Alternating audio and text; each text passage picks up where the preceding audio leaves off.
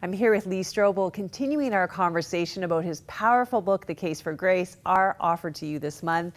You know, Lee, this book is full of stories about God's grace in people's lives. But this one, I love this story about Luis Palau's son. Right. I went to school at a big American Christian university with a lot of famous evangelist kids. Yeah. And you know, it's a lot when your dad's like this big famous person. Right. He's leading tens and hundreds of thousands of people into relationship with Jesus. And his own son, Andrew, he could not lead him into relationship with God. That's right. Andrew was a very self-centered, as he confesses, a self-centered, narcissistic guy. And his dad reached out to him 1,000 times. Here's his dad, Luis Palau, who speaks to, people all over the planet, thousands and thousands, millions of people. And yet his own son was just consumed with serving himself. Here's how he put it to me. He said, I was in love with Andrew. I just love myself. And so he lived a life of heavy drinking and of smoking pot and just kind of dissipating his life away, just kind of wasting his life. He ends up coming to one of his dad's crusades in Jamaica. And a local family was involved of Jamaicans who, there's a girl named Wendy that he went to this event with. And, there was something that happened in that moment. And he heard the message of forgiveness and grace. And he prayed a prayer. But it was a shallow prayer. It was like, God, I kind of want what you are offering. And it's because of these people, like he saw something in them that he thought, yes, he saw something in Wendy and her friends that was positive and winsome, and he said, I kind of like to be like them. They're wonderful people, they're Christians.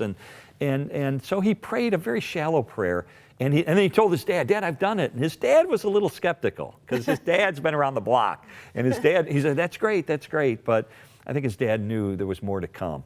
And sure enough, he kind of was smitten by Wendy. He went back to Jamaica later, and she went on a retreat with her friends.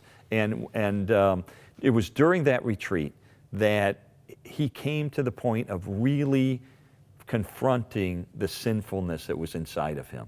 And he came to see this mountain of sin that was between him and God. And he just fell into a deep repentance. And repentance is such an important element in terms of when we come and when we receive this free gift of God's grace, we do it in repentance and faith. And repentance is merely recognizing the truth about ourselves, which is we are selfish. We are in love with ourselves. We do live to serve ourselves and make ourselves happy. And it's a one way or the other.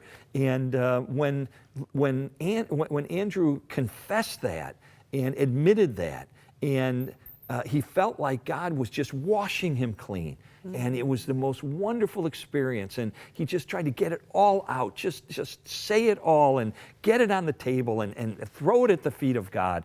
And it was then that he felt the grace of God fill that. It was as if he kind of emptied himself of that sin and just allowed himself to be filled with God's grace in its place. And then he was a transformed man. And today he, with his father, travels the world telling the story of God's grace to people.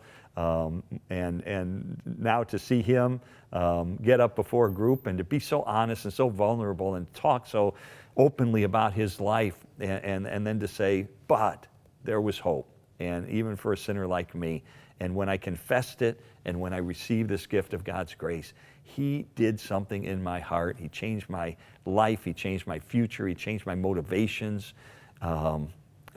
People can relate to that because they see themselves in that. I think that story is going to give a lot of parents hope who see someone like Luis Palau who can't get his own son to come to the Lord. And parents, you blame yourself sometimes when your kids are prodigals, and it's good to see that God is faithful and those prayers do actually and work. Luis never stopped praying for him. He always kept praying for Andrew. He'd write him letters and try to talk to him. And as a parent, that's something, to one degree or another, a lot of us go through. I did with my son, who's now a professor of theology at a Christian university, but for a long time it was a hard guy to reach. Well, thank you so much for sharing that story and giving us hope that God can even get through to the prodigal. Thank you.